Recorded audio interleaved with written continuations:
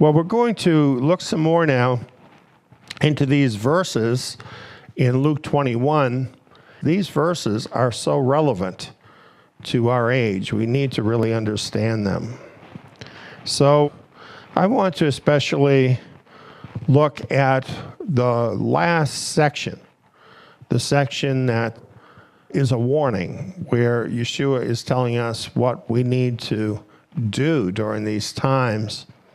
He says, be careful, or your hearts will be loaded down with carousing, drunkenness, and cares of this life, and that day will come on you suddenly, for it will come like a snare on all those who dwell on the surface of all the earth.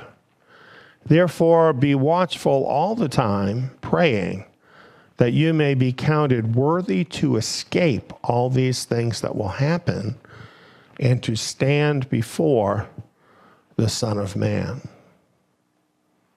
Well, this is very interesting, this concept of escape.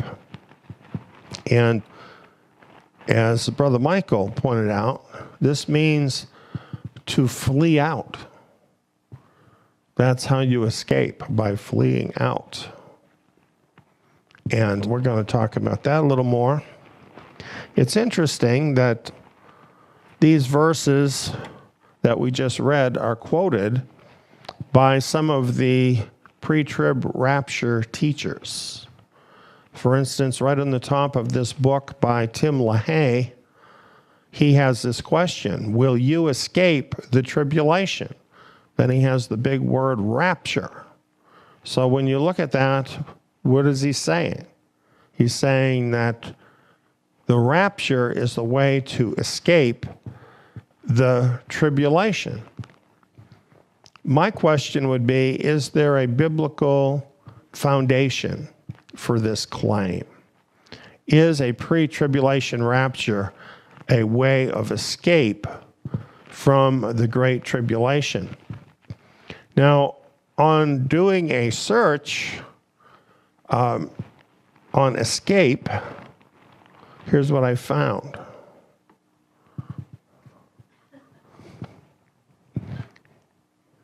Zero, zilch, zip, nil, not, none, zero. This is the number of times that the Bible says the rapture will occur before the Great Tribulation. There is not that many times, 0 times. But 0 is also the number of times the Bible says the rapture will offer escape from the Great Tribulation. There is not a single verse that says the rapture will offer an escape from the Great Tribulation. Truth be told, it says that the rapture will happen after the Great Tribulation. But that's another discussion. Now let's compare this with the real way of escape. At least 7. The number of Bible passages that specifically say the remnant will escape. Now this is really interesting, isn't it? So if you're looking for scriptural support for the idea of escape, there is no scriptural support for the idea that the people of God will escape the tribulation by the rapture. But there are at least 7 verses that indicate the remnant will escape. And we're going to look at them all. Here's the first one. For out of Jerusalem a remnant will go out, and out of Mount Zion those who shall escape. The zeal of Yahweh will perform this. Here's number 2. For out of Jerusalem a remnant will go forth, and survivors will escape at Mount Zion. The zeal of Yahweh of hosts will perform this. It's basically the same verse, isn't it? And apparently important enough to repeat it again. 3. Yet will I preserve a remnant, in that you shall have some that escape the sword among the nations when you are scattered through the countries. Ezekiel 6:8. Come, come, flee from the land of the north, says Yahweh, for I have spread you abroad as the four winds of the sky, says Yahweh. Come, Zion, escape, you who dwell with the daughter of Babylon. Now, it doesn't say the word remnant here, but since it says, I have spread you abroad as the four winds of the sky, and other verses say that those who are spread abroad as the four winds of the sky are the remnant, I included this verse. And it does specifically say escape. And a lot of these verses mention Zion as well. Now, we have 3 more Bible passages to make up the full 7, which specifically say the remnant of Israel will escape the judgment of destruction coming upon the nations of the world. In other words, they include that in the passage as well. Here's those 3. This is Isaiah 10, 20 through 23. And Brother Michael shared this tonight. It will come to pass in that day that the remnant of Israel, those who have escaped of the house of Jacob, will no more again lean on him who struck them, but shall lean on Yahweh, the Holy One of Israel, in truth. A remnant will return, even the remnant of Jacob, to the mighty Elohim. For though your people Israel are like the sand of the sea, only a remnant of them will return. A destruction is determined, overflowing with righteousness. For Yahweh, Yahweh of hosts, will make a full end, and that determined in the midst of all the earth. Now, granted, it doesn't use the term great tribulation here, but I certainly think destruction, which makes a full end in the midst of all the earth, qualifies as the Great Tribulation. So in this, it includes all of these thoughts: the remnant of Israel, escaping, and the destruction, all together in this passage. Here's our 6th example. This is from the book of Obadiah. For the day of Yahweh is near all the nations. But in Mount Zion there will be those who escape, and they will be holy. The house of Jacob will possess their possessions. The house of Jacob will be a fire, the house of Joseph a flame, and the house of Esau a stubble. There will not be any remaining to the house of Esau. Indeed, Yahweh has spoken. So the day of Yahweh is the day in which he finally judges the nations. So this is synonymous with the Great Tribulation. It mentions those in Mount Zion. We've already read a number of verses that say that those in Mount Zion are the remnant, those in Mount Zion who escape. And it also mentions the house of Jacob, which is Israel. So all of this is together in this one passage. And then, of course, we have Joel chapter 2. The sun will be turned into darkness and the moon into blood before the great and terrible day of Yahweh comes. It will happen that whoever will call on the name of Yahweh shall be saved. For in Mount Zion and in Jerusalem there will be those who escape, as Yahweh has said, among the remnant, those whom Yahweh calls. So this passage pulls all of this together, the great and terrible day of Yahweh. I don't think anybody would disagree with me that that's the Great Tribulation. We have Mount Zion as the place where the remnant will escape, those whom Yahweh calls. So while you have no foundation for a pre-trib rapture as the place of escape. We have 7 witnesses here from the prophets that the remnant will escape by returning to their land. And this includes or is about the great and terrible day of Yahweh, or the great tribulation. So when we look at the prophets and what they talked about, and we compare that to what Yeshua was talking about in Luke 21, we find that Yeshua was expounding on the words of the prophets in laying out the signs of the end. Now, we already saw that in what Michael was saying about the fig tree.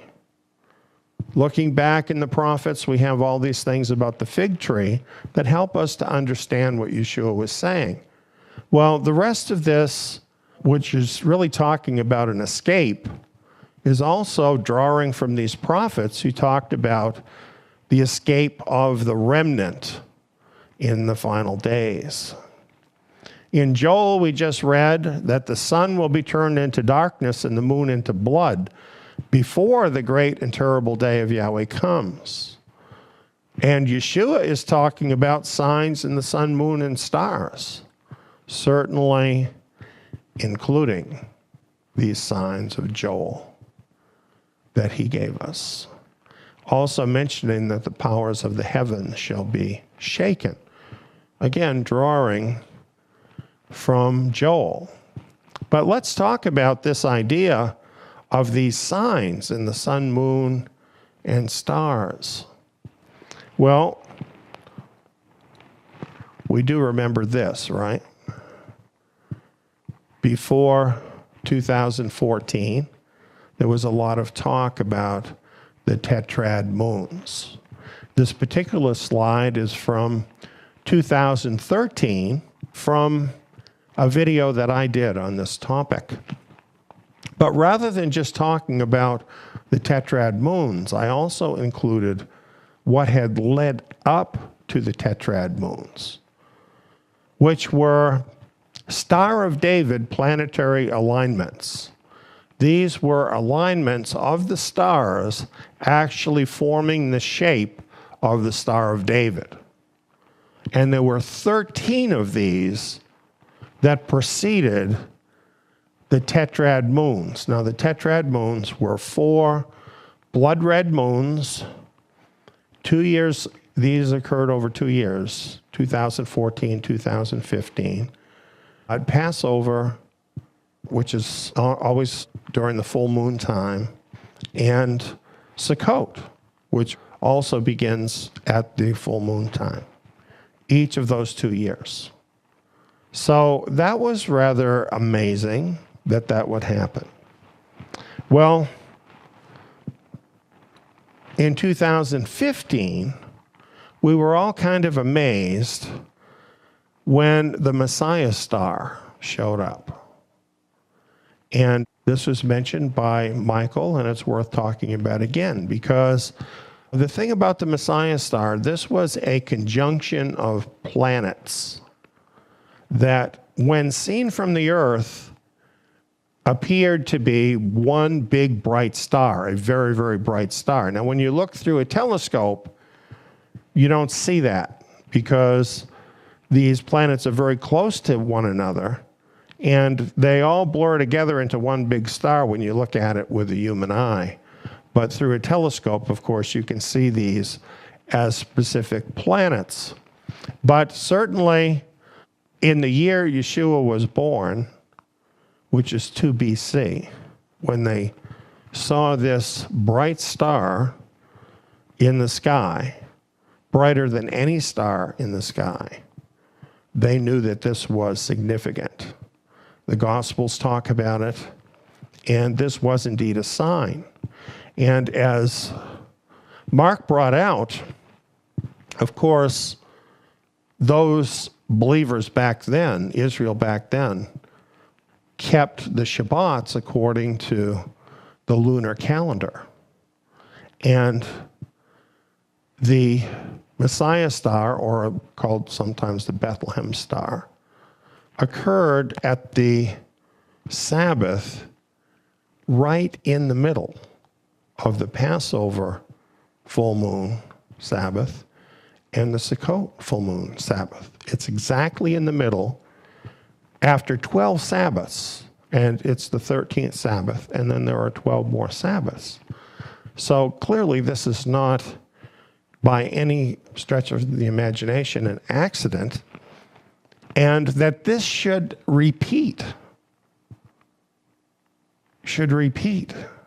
again. And even be true to this Sabbath pattern is pretty amazing that this should happen in 2015. So that's how this worked. So in retrospect, putting this all together, we have these signs. We have these 13 a Star of David planetary alignments. We have this followed by the tetrad moons, and right in the middle of the last two tetrad moons, we have the Messiah star, which itself is the 13th Sabbath. What are the odds against this happening by accident? And by the way, this only has its full meaning to those of us who keep the lunar Sabbath. The people who don't, this timing isn't going to work out this way. This is meant to talk to us because we understand it. Does that make sense to you? These are signs that mean something to the remnant. I think that's a pretty amazing sign that involves the sun, moon, and stars, just like Yeshua talked about. And what does it mean? Well, this is not the main point of my discussion tonight, but when we look at what happened in 2015, it's pretty amazing, because right around the time of the Messiah star is when the fifth seal was removed.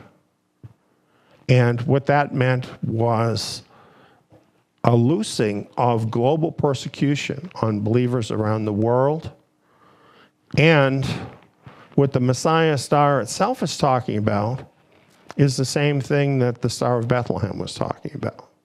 The Star of Bethlehem was announcing a baby coming into the world, baby Messiah coming into the world. And the Messiah star of 2015 was announcing the baby Messiah, that is the body of Messiah, being birthed in the earth. That is the remnant of Israel in their very beginnings. You know, the interesting thing about the Bethlehem star and the baby Yeshua being born is that to most people, while looking at the star seemed amazing, they didn't have any idea of what it meant. Most people had no idea. And it was soon forgotten. Interestingly, the same thing happened in 2015. There was a little bit about it in the media, but it was all soon forgotten. And all of these other things, these planetary alignments and the tetrads, were all meant to focus attention on the Messiah star. And all the people that wrote books about the tetrads, they totally missed it. The whole Christian world, they totally missed it. None of them have a clue that that is what this is really pointing to. The birth of the remnant nation in the world. That's pretty amazing, I think, and it's an amazing sign. So I wanted to share about it. And we do have a lot in that on the seminar from 2015, by the way, on the beasts of Daniel surfacing. We have that still for free, so please share that with others. Well, moving on from that, I want to talk about this term, all the earth. Yeshua uses this term, those who dwell on the surface of all the earth. What does that mean? If it says it will come like a snare on all those who dwell on the surface of all the earth, doesn't that mean everybody? Doesn't that mean you? That it's going to come like a snare on you? No, it doesn't mean that. When you read it, it seems to mean that. But I'm going to tell you why it doesn't mean that. It means, well, I'm going to tell you what it means. All of the prophets who use this term held those who dwell on the earth as one group and the remnant as a different group. So this is prophetic language. It's kind of interesting. For instance, in Isaiah 10, Yahweh of hosts, will make a full end, and that determined in the midst of all the earth. Obadiah, in Mount Zion there will be those who escape, and they will be holy. It says all the nations, for the day of Yahweh is near all the nations. So it's holding all the earth and all the nations in contrast to the escaped remnant. Now we do have some other verses like this too. We have the book of Revelation. Revelation 3:10, it says, because you kept my command to endure, I also will keep you from the hour of testing, which is to come on the whole world to test those who dwell on the earth. The next verse, it talks about Yahweh judging those who dwell on the earth. In Revelation 8:13, it talks about woe for those who dwell on the earth. Look at all the other verses in Revelation that essentially calls those who dwell on the earth the bad guys.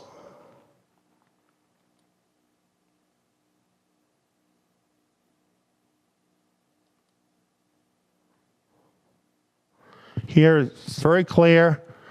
Revelation 17:8, those who dwell on the earth and whose names have not been written in the book of life. So when we look at all of this, we see that those who dwell on the earth, or some derivative of that, is used in at least 12 places in Revelation to refer to the wicked world, which is the vast majority of those who dwell on the earth in the literal sense, in contrast to the overcomers who escape the judgments of Yahweh.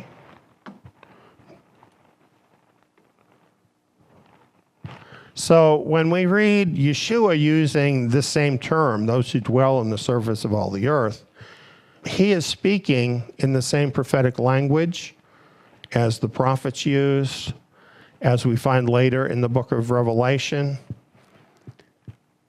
Those who dwell on the surface of the earth in the prophetic context are the bad guys, the wicked people, those not written in the book of life.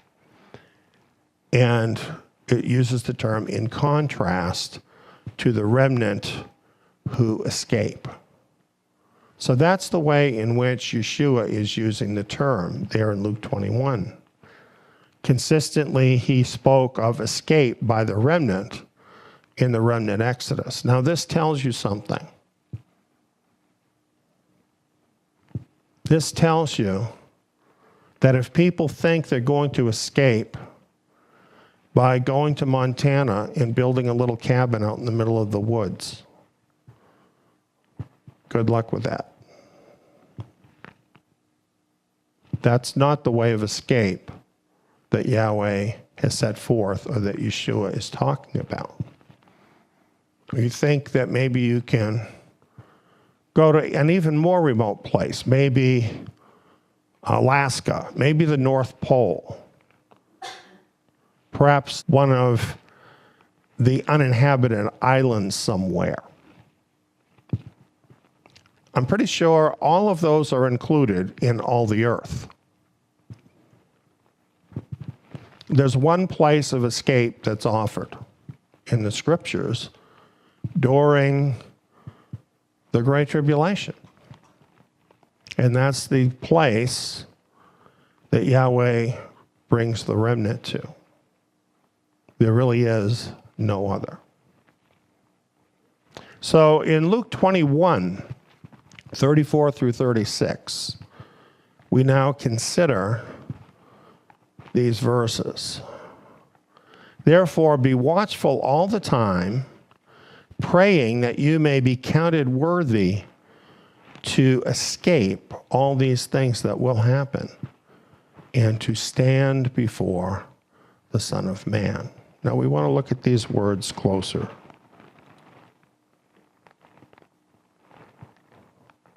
One thing we want to realize here is he's talking about being counted worthy to escape. Now, if you were a believer in the pre-trib rapture, you might find that wording troubling, because most people who believe in the pre-trib rapture believe that as soon as they said the sinner's prayer, they were at peace with God, and that without works, just by his grace.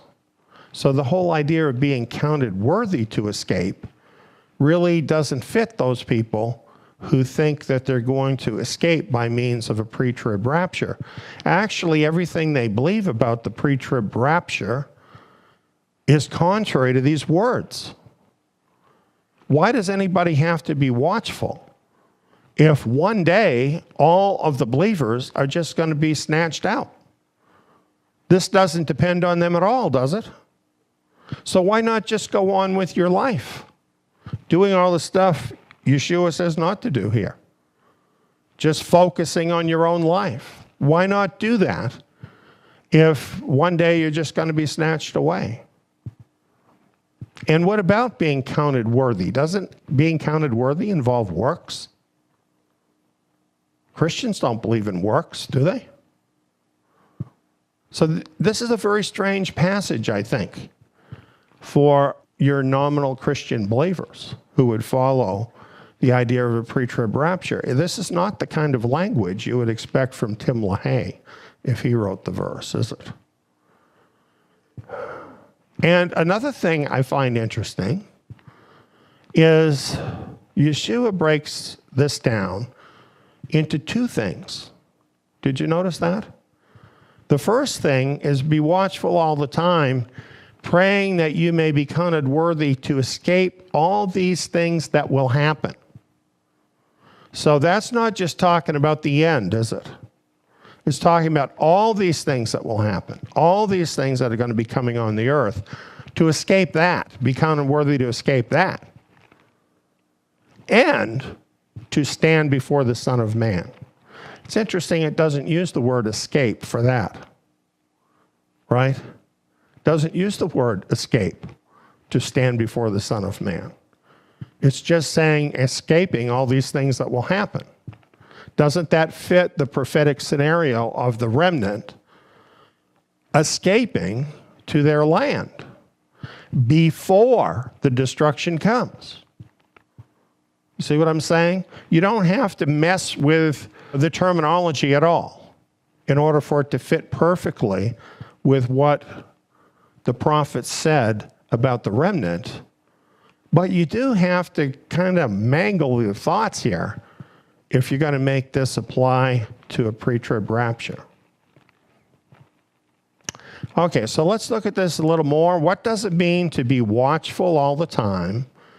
And what does it mean to be counted worthy to escape?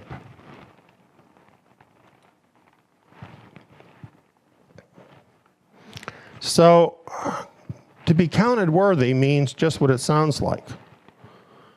To deem entirely deserving. Deserving. Now, does deserving involve works? It does. Because you see, what this is talking about is not salvation. There will be many saved believers who nonetheless will not be counted worthy of escaping with the remnant.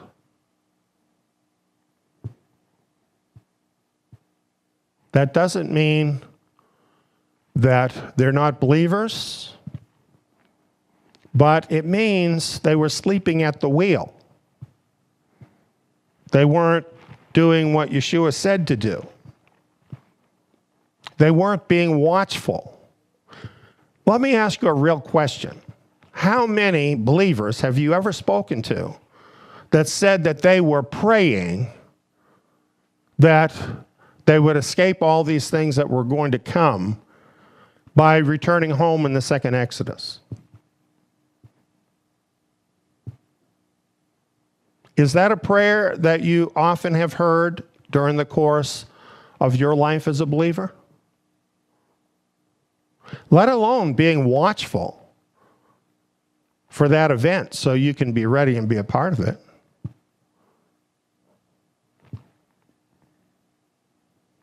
So I think at a very minimum,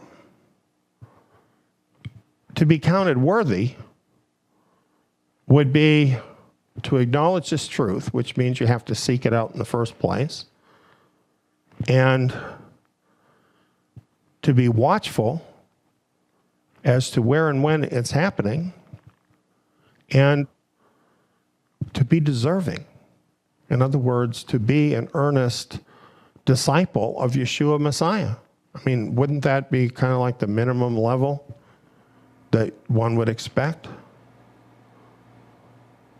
In my newsletter today, it talks about a study that was done in America of what people talk about, including Christians.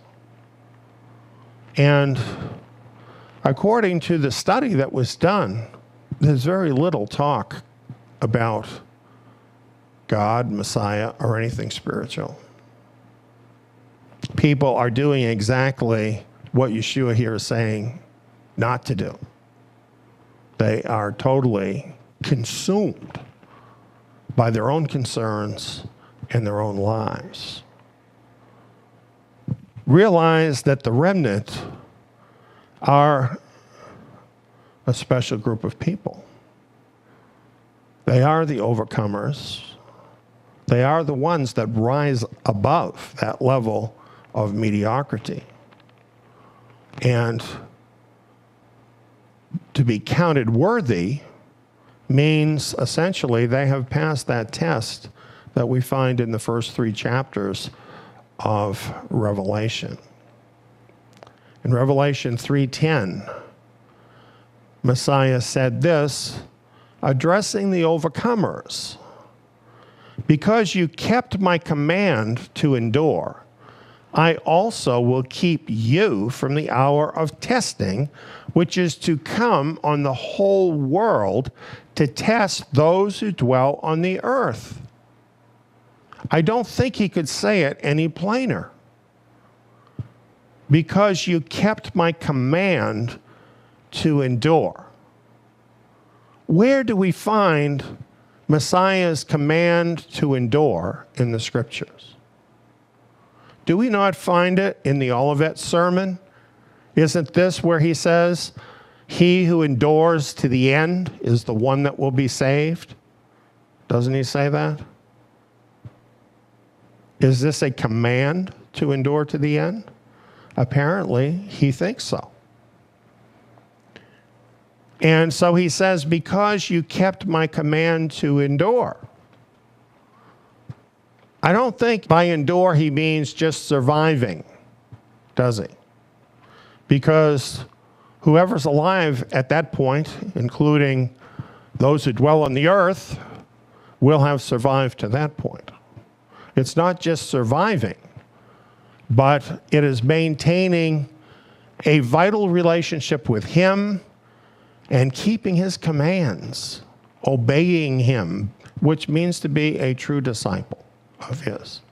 He says, if you do that, he says, I will also keep you from the hour of testing, which is to come on the whole world to test those who dwell on the earth.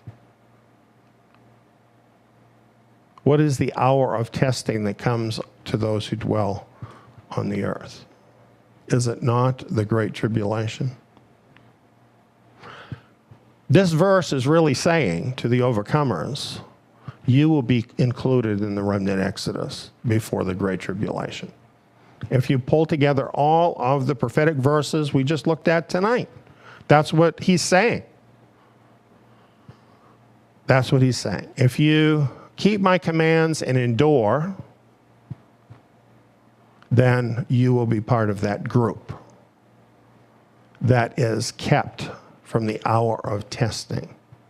That's going to come to all the other people, those who dwell on the earth. Two groups here. Two groups. So what we see is it is the overcomers that will be counted worthy to escape.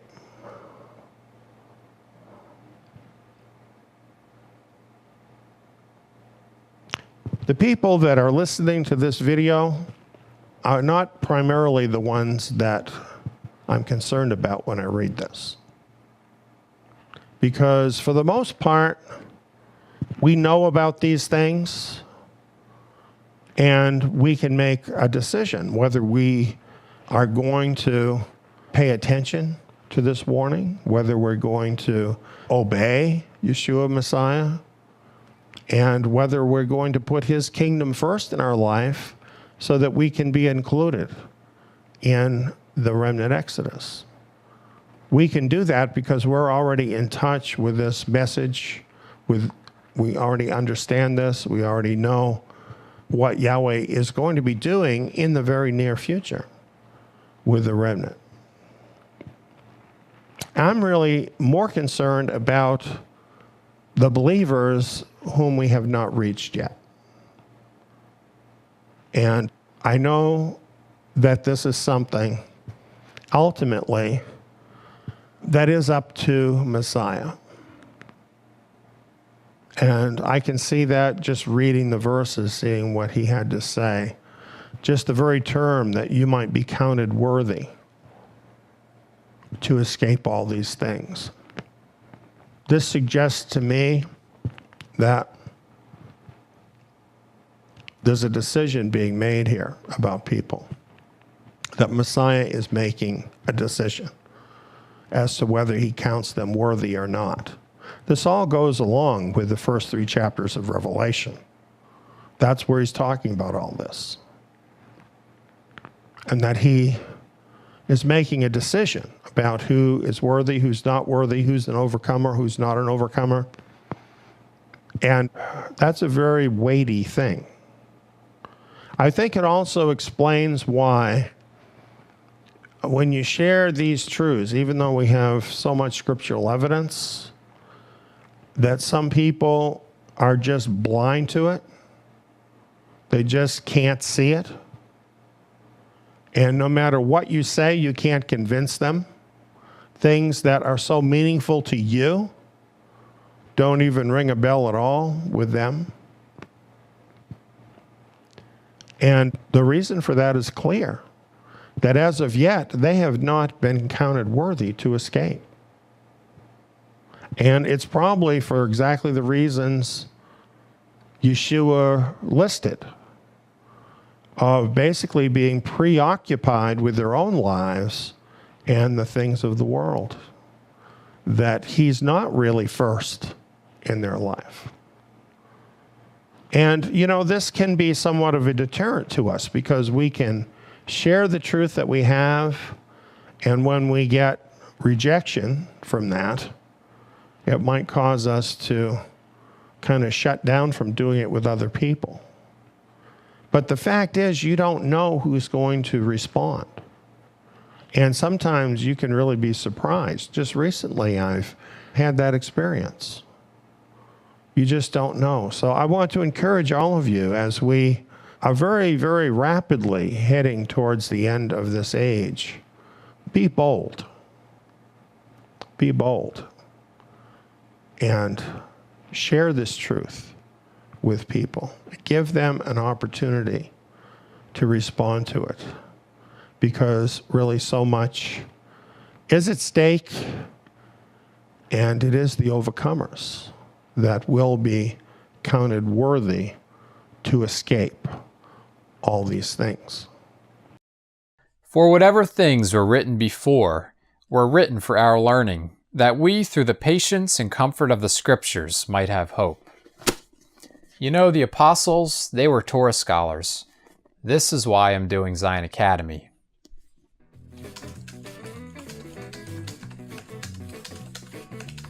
The lessons include 2-hour audio programs and quiz modules. All the lessons in the Torah can be applied to us today. Not to mention, they open up the renewed covenant scriptures in a whole new level, much like the apostles had understanding of the Torah. Plus, I can do the courses in my own time, at my own pace, with no prerequisites, and at a very low cost. I can do them here. Or here. Tsiyon Academy students are provided with study materials, the Tsiyon Messianic Scriptures, in-depth verse-by-verse programs, and quizzes with your final grade and a certificate at the end of the course. Tsiyon Academy also offers assignments for students who would like to opt in to take part in the Tsiyon Tabernacle live Shabbat meetings. Become immersed in the Torah. Find out how you can become a Tsiyon Academy student at tsiyon.org.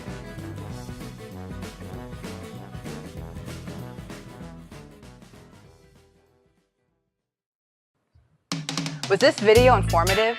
Remember to hit the like button to help spread the word, and share your thoughts in the comments below.